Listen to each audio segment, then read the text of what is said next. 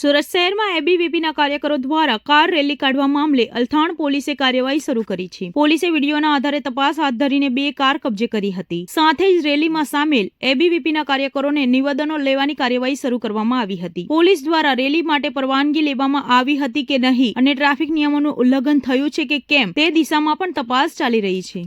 ગત તારીખ 19 ડિસેમ્બર 2025ના રોજ અલથાણ વિસ્તારમાં આવેલ ડીઆરબી કોલેજ ખાતે એબીવીપી જે સંગઠન છે એમની કાર્યકારિણીની બેઠક હતી. એ દરમિયાન જેમની વરણી થયેલ જે ઉમેદવારો હતા એ લોકો એમના આ પ્રક્રિયા પૂર્ણ થયા બાદ જે છે ગાડી સાથે એમણે એક સરઘસ કાઢેલું. એ સરઘસની અંદર એક વિડીયો વાયરલ થયેલો. એ વાયરલ વિડીયોને જોતા એની અંદર અમુક કાળા કાચવાળી ગાડીઓ તથા અમુક ગાડીઓમાંથી જે છે ભયજનક રીતે ડ્રાઇવિંગ કરતા હોય એવું વિડીયોની અંદર સ્પષ્ટ જણાઈ આવેલ. જેથી આજરોજ જે છે જે ગાડીઓ સરઘસમાંથી એ પૈકીની 2 ગાડીઓને પોલીસે જે છે જમા લઈને એમના વિરુદ્ધ કાયદેસર કાર્યવાહી કરેલ છે.